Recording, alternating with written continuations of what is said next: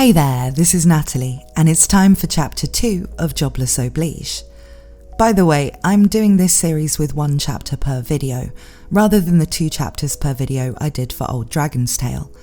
This is because, as you'll see, the story switches between Siegh's past at school and the story of what he's doing in the present, and I just feel like with that kind of structure, it's better if each chapter has its own kind of space. There are 14 chapters in the novel, and I'll be aiming to keep them coming out quickly, so make sure you're subscribed and ring the bell to be notified when new chapters are uploaded, as well as to be notified when I stream live readings of other Mushoku Tensei side stories, and my normal anime analysis and commentary content too. And with the shameless self-promotion out of the way, let's get straight on to part 2 of Jobless Oblige. Chapter 2. Presently unemployed. Sieg, I heard a voice I've been hearing every day. How long are you going to sleep? Get up. I woke up. Raising myself upright and looking out of the window, the sun had already risen high into the sky. And when I look away from the mirror, my white-haired mother was standing there, glaring at me with a hand on her hip. Don't let your lunch go to waste. Hurry up and get eating. Having obeyed Mother's words, I left my room without even changing my clothes. And don't just clean your room whenever you feel up to it. Okay. While giving the appropriate replies to all of Mother's sermons, I walked across the hallway and down the staircase. Good morning. Morning. In the dining room was my red-haired mother. When she noticed my appearance, I felt her glare come at me. Hurry up and eat. Yeah. From above my seat at the table, there was a basket with a cloth draped over it. When I went to remove the cloth, I found the usual breakfast of bread, soup and salad waiting for me. Of course, it had cooled down long ago. While being glared down by Red Mama, I ate. I didn't particularly dislike meals that have cooled, but her glare made it a bit hard to eat. So, what are you planning on doing today? Nothing much. Why don't you go look for a job? Red Mama, though you keep telling me to, I'm quite proud of where I'm at right now. But having said that, I saw that my red-haired mother's mood turned sour in the blink of an eye. And my red-haired mother is very scary. When I was young, if any of us did something wrong, she'd immediately catch us and blister our bums until they turned bright red. Though having grown up, such methods have abated, but even until now, the fact that she could still do so remains as one of our weak points. What have you got to be proud about? I'm proud of what I'm proud of. At the present, I'm very proud of the life I lead. I can't see the first thing you would be proud of about that. Red Mama, that's because you only know the one facet of me. My red-haired mother does not have the tongue for sweet talking. When it comes to arguing, there are few people she can defeat. However, if we were to include fencing in that, even if you looked around the world, the number of people she couldn't defeat would be quite few. So, when she became unable to find the words to retort with, she would instead turn silent and just outright deliver a walloping blow. This is why her nickname was Mad Dog. But she doesn't hit family. I mean, as long as I didn't do anything that bad, I wouldn't get hit by her. Thus her mouth took the shape of a frown, and she just continued to silently glare at me. For me to escape from her gaze, I hurriedly finished eating breakfast. It's not my intention to agitate Mother. Thanks for the delicious meal. Since you seem to be free, why don't you at least deliver a bento to Roxy? She forgot to take it with her again. Saying this to me, at the corner of the table, a square-shaped lunchbox was placed there. Blue Mama, to still be forgetting to take the bento. Since you don't seem to be doing any work today, then at least do that much, okay? Sure, I'll take care of it. When I finished washing the dishes after eating, with the bento in hand, I exited the dining room, as if trying to flee. Ah, Sieg, that bento. Are you going to deliver it? Thank you. As I reached the exit of the dining room, my white-haired mother had just come in. If you're going to go out, aren't you at least going to change your clothes? Okay. Don't forget to brush your teeth, too. I get it. Just to escape from the nagging of my white-haired mother, I returned to my own room. All while taking no notice of the exasperated sigh of my mother behind me. My name is Sieghart Saladin Greyrat, but everybody calls me Sieg. I'm the second son of the Greyrat family who resides in the magic city Shiraya of the Ranoa Kingdom. I'm the fourth eldest of 6 brothers and sisters. I have 2 older sisters, 1 older brother, and 2 younger sisters. I'm currently unemployed. Unlike my older brother, I don't help father with his work. Similar to my oldest sister, I haven't gotten married. I haven't started any studies like my younger older sister. I haven't even found work at a good company like my older younger sister. And lastly, I don't go to school like my youngest sister.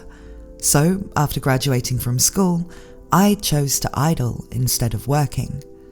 However, with how things are now, I'm neither dissatisfied nor in any hurry to change anything. Rather, I'm particularly proud of being unemployed. Everyone else is bound by their obligations. Money, reputation, glory. For the sake of acquiring these things, they'll bend over backwards, laugh when they don't want to, ignore corruption, and even abandon the weak. However, for the jobless, there's no need to deal with any of those things, because the unemployed are neither compensated nor rewarded. When to bend over backward, laughing when you want to laugh, passing judgment on the wicked, and helping the weak. The only one who could possibly do such a thing is someone without an occupation. Being jobless is a noble existence, and because of that, I will never get a job. Well, by job, of course, I'm speaking of one where you receive compensation. Adventurers, artisans, and merchants are the ones that never change. It's said that when one receives compensation, one can also be obligated. Though I can't say it's bad to live a life bound by obligations, it also can't be said to be noble either. After I decided to shoulder the task of being unemployed, I never once asked for any kind of compensation. However, I don't want a misunderstanding. Even though I haven't asked for any compensation, I've also not refused anything requested of me. I help people out for free. That's why I advocate that being jobless is a noble thing. Ah, Sieg, thank you very much. I was about to spend my lunchtime here without anything to eat. You're welcome. From the time I left the house, about an hour has passed. I went towards the Magic Academy, in service to deliver my blue-haired mother her bento. For me, who isn't currently working, it's an easy task to go to that place. As a reward, should I give you some pocket money? For such a little thing like this, I don't need any reward. Is that so? Like that, I do not accept any rewards. The unemployed should not receive any rewards. There's nothing cheaper than free. But won't you need some money so you can go job hunting? Is that already the time? Let's talk later. Hey, Sieg. Under a cover of deceptive laughter, I escaped from that place. My blue-haired mother probably had something extra she wanted to say, but in the end I only said thanks and bid her farewell. I think you may have noticed by now, but I do have 3 mothers. A mother with white hair, a mother with red hair, and a mother with blue hair. Father was very affluent, and because he's not a follower of the Millis faith, he took 3 wives. I'm the son of the mother with white hair. However, when it comes to each of the mother's children, there isn't any particular favoritism. Likewise, we children also treated each of them equally, as if they were all our mothers. When I try and explain this to any acquaintances who are of the Millis faith, they can't seem to fathom a relationship to a mother who isn't connected by blood. But for me, it's an ordinary thing. All of us children who were looked after by mothers who didn't show favoritism, and presently, without any of them showing partiality to me, who is jobless, every day I'm greeted with the words, "Go find some work." Though the individual words are different, the meaning is the same. No matter how much I try and explain how noble it is to be jobless, they show no signs of understanding it. Well, as expected, I realize that I can't make them understand me. Even though I help the family by doing good things, when it comes to the mothers, I'm a good-for-nothing. If it wasn't for the affluence of my house, I would have long ago been thrown out. Yep, I know. Now the reason I can even talk all high and mighty like this is thanks to the backing of my parents. Though I'm told to go and find some work, I am grateful to my mothers for not throwing me out of the house. However, when it came to the matter of my father, I avoided him. Honestly, when it came to what my father might say, I was terrified. I wonder what my father might say if he saw my present situation. From the time I was a child, I've had deep respect for my father, and it was so tremendous that it's hard to bear. Because it's like that, I wait until it's daytime and then take a stroll out of the house. This town, Magic City Shiraya, is both small and spacious, so as long as I don't go to where my father will be, then it's likely that I'll probably not encounter him. The odds of meeting him at the Magic Academy were high, but today Father happens to be in Azura Kingdom on a business trip. Even if he were to suddenly return home, there's probably still no chance he'd show his face here at the Magic Academy. In other words, I can't go back home. I would be scolded by the mothers, and I don't want to be subjected to more pain. Therefore, I'm hanging around a part of the Magic Academy, visiting a certain room in the research building.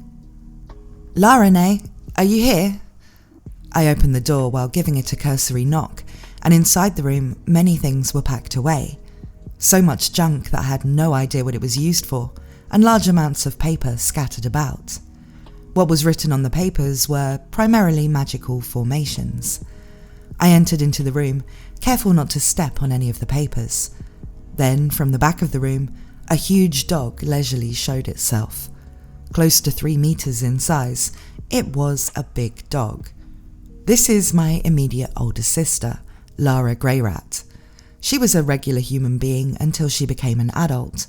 Then, when she finished the adulthood ceremony of the Beast Tribe and came back home, she'd become majorly hairy. Ruff! Ah, that was a lie. This dog is our family pet, Leo. According to my older sister, who he's always with, he's there to protect her.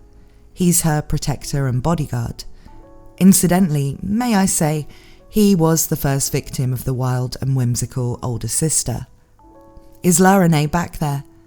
Leo nodded his head, so accompanying him, I go look into the adjacent room. There's a bed installed there, and there was a strange lived-in smell. On the bed, there was a lone girl sleeping. It's a girl with blue hair, who looks to be about 14 years old. Because she was the daughter of the blue-haired mother, who was of the demon tribe, though she appeared to be around 14, she has in fact already passed the age of 20. Incidentally, she's single. She's currently sporting an unladylike figure while wearing just one shirt and a pair of panties, and although she was scratching around a sweaty area, she remained fast asleep. Her sleeping posture is bad, and her snore is dreadful. Her sex appeal is non-existent. Even though I say that though, there is probably someone. Naturally, they'd be single. After I quietly closed the door of the bedroom, I returned to the laboratory. There's only one chair to sit down on. Like those for private use by royals, it was a soft and fluffy chair, and clearly a special order product. I looked at one of the pieces of paper scattered about that has come into my hand. It's definitely a magic formula that's written on it. I wonder if it's perhaps magic from the summoning system for use with a magic square formation. After my older sister graduated from Azura Royal Academy, she became a researcher at Ranoa Magic University. As for her research subjects, they are summoning magic and divination magic. With summoning magic, whether from far away or another world, magic beasts can be summoned. It's magic used to create quasi-living entities. With divination magic, it's magic that can reveal the pros and cons of choices that may cause certain events to occur in the future. Though I don't specifically know the underlying aspects of the research behind those fields of study. At any rate, my older sister spends almost every day sleeping away. With the research funds being provided by the school, every day is spent being a hopeless idler. And that is not noble. But I imagine it resembles me to some extent. Of my theory of noble unemployment, she is one of the few people who understand. But, even though I have free time, I still do plenty of research. Since the last time I came here, the number of papers increased. Here and there are theories written down as memos. Though she sleeps in the daytime, perhaps the only time she's active is at night. Ruff! While I look at the paper, Leo approached and placed his head on my knee. Leo the dog, for as long as I can remember, had lived in our house. Somehow, Father, for all of our sakes, summoned this guardian beast to protect us. Though it should have been summoned in order to protect all of us siblings, nowadays it has become my sister's exclusive charm.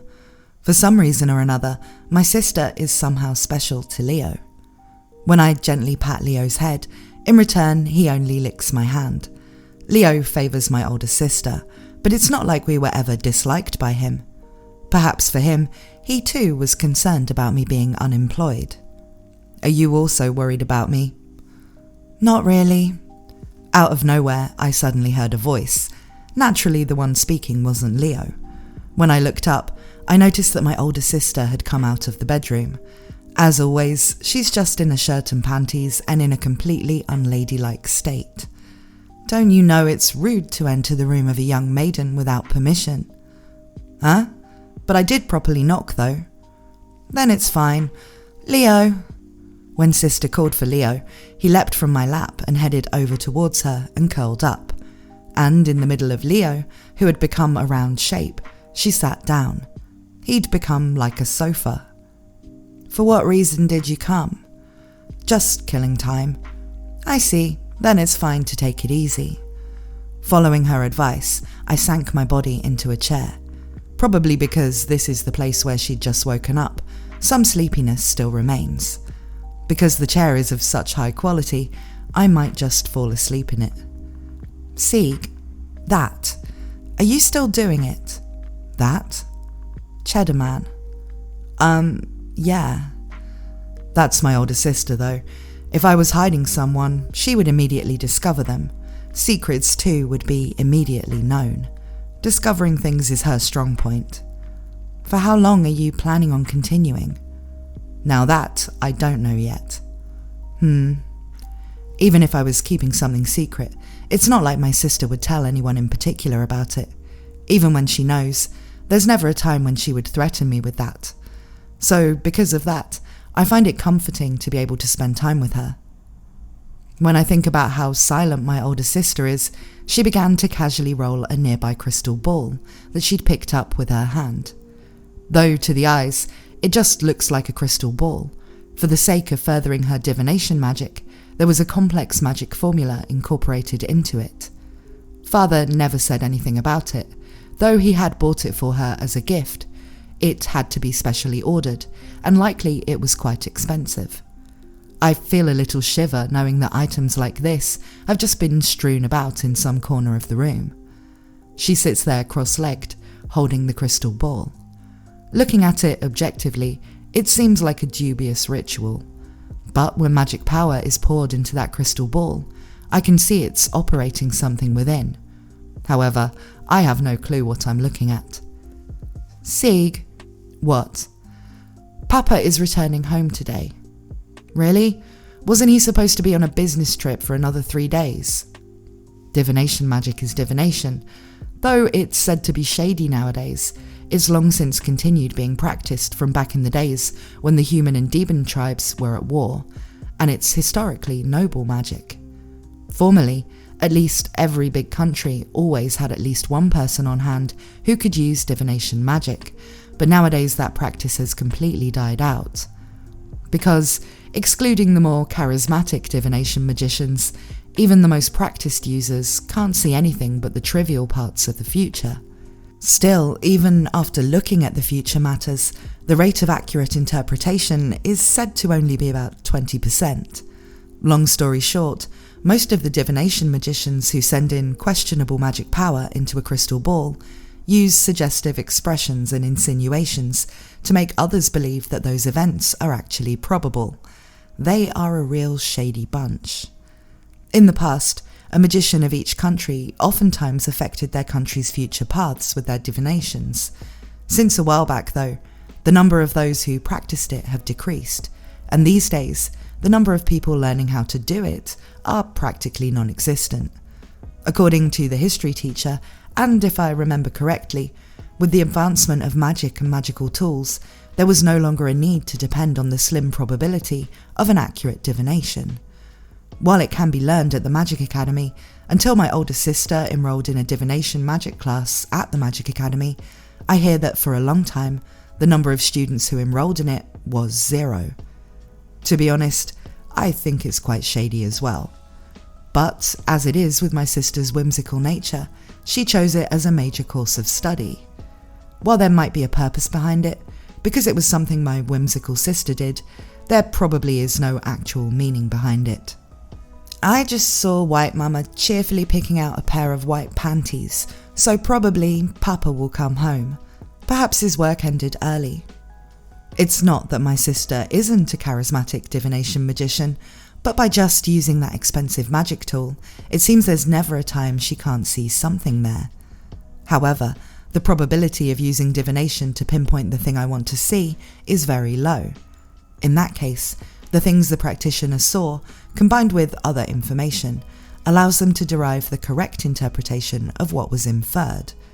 Of course, my sister is dead on with this skill. I think it's fine that she has no pride. Because Mother is cheerfully selecting her underwear, Father will return today. What? Even under pain of death, I won't ever call her an ordinary divination magician. To them, who teach things like, you should always phrase everything you say in a roundabout way, and assume it's an important matter in the future as much as possible. And should you be divining for other magicians? Deep in the mountain range is a lone giant. If a giant were to throw snow at a midget, the midget would panic and run back to his home, is the style in which one should speak. Though it seems there's a reason for expressing things that way. If they were instead like my sister, who doesn't need to put on airs to appear to be effective, then wouldn't there be no need to label it as something shady? Then I just won't go home today. Are you still avoiding Papa? Well, always like that.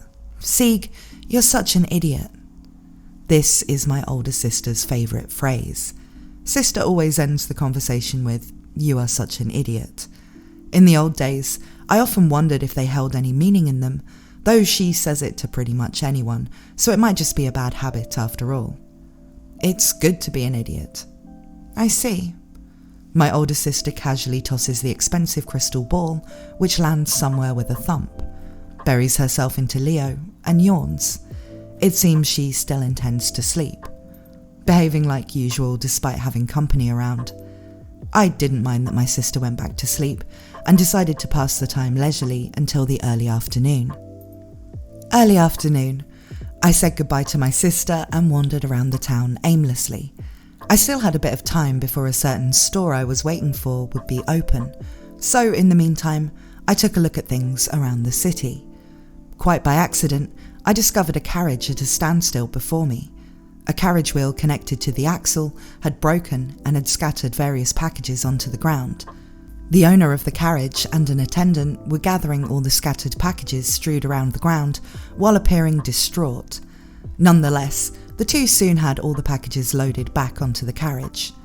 I didn't plan to go over there and impose on them to help repair what broke off the axle, but I wasn't going to just leave either when I considered the likelihood of the goods being stolen.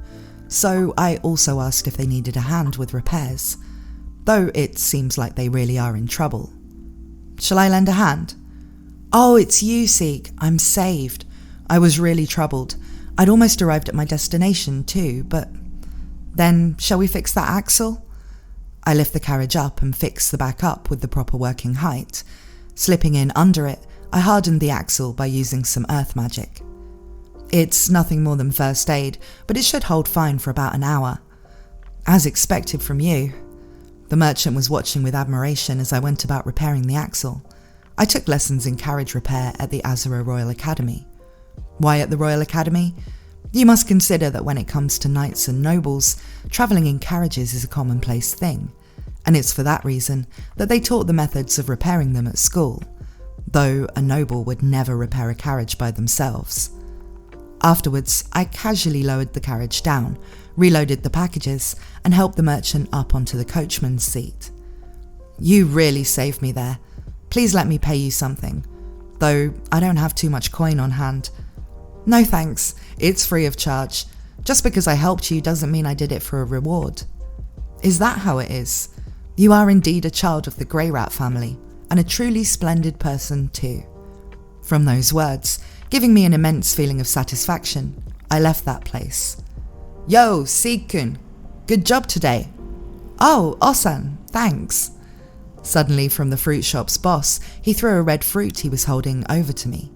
Apparently, it seems the boss had seen some of the events with the carriage. I took the fruit, brought it to my mouth, and bit right into it. It had a bittersweet and refreshing taste which spread in my mouth. "Should we be troubled, we'll all be counting on you." "Sure, as long as I happen to be free at the time." Haha. This fruit is not considered compensation. The reason is because there was no connection at all with the merchant from before and myself. Besides, if the fruit shop's boss is troubled, I would help him regardless of being given this fruit, and at that time, I wouldn't ask for a reward then either. In other words, this fruit is a freebie. "Oh, Sieg-kun, because of your help the other day, I managed to get some good quality meat in stock, so thanks a lot." "You're welcome." "Yo, Sieg-kun, thanks for your help recently. Thanks to you, a healthy child was born." No, I'm glad I just passed by accidentally." "Sieg, we're about to play hide and seek after this. Do you want to come too?" "I have to quit for now. I have to get home before it gets dark." When I walk through town, various people call out to me. The butcher shop's boss was troubled by his stock. The wife of one of the garrison's soldiers suddenly went into labour on the road, and even the neighbourhood brats. To everyone, I'm just a good Samaritan. I kill some time while wandering around, while thinking on things, and while I do, the sun sets. It seems that I've come to the place that was my destination all along. The Drunken Goblin. In this town, this bar is the most inconspicuous place to be. There isn't particularly good liquor, and the cooking here is only so-so. Despite that, thanks to the dark and quiet atmosphere, a customer enters. Preferring the dark and quiet atmosphere, there are only people possessing scars from head to toe. Entering the bar, I immediately found a face I recognized right away. A small man with a bald patch on the top of his head called George. I took a seat in front of him. "Yo, George, how's business?" "Sieg, today's looking good. A lot of money came in." As he works in the market as a day labourer, he earns his cash on a daily basis. Although he could be called a little scoundrel, it's not to the point I would interfere. Though little misdeeds might be accumulated, and I haven't had any reason to judge him to have done enough bad things to be a villain. If I were to judge him as a villain, then as for all those brats who live downtown, I would have no choice but to annihilate them all. Business is always good for him. He always earns plenty of money every day, and is always in a good mood, and always happily gulps down his beer. Strangely enough, there was no visible sign of him becoming richer. Maybe he's the type who's not attached to money. "George, have you heard any interesting rumours?" "Interesting ones?" "In the usual sense?" "Yes, in the usual sense." George is a contact man. He sells off all the information he obtains in the market here in this bar. So here, at times, I can learn a stock of other information. Let's see, it might be a little bit dangerous. If it's just a little, then there's no problem. Recently, there seems to be some strange medicine circulating in this area. Medicine? When inhaled, it makes people feel as if they were floating up to heaven. It's drugs. It's a devil's drug which drives a person to become an invalid. Father pays meticulous attention to make sure that this is not distributed here in the city. Where? As for where the pushers are, I don't have a clue, but recently the head clerk of the Reiji store, or so I've heard, night after night goes to visit a certain warehouse with no sign of other people.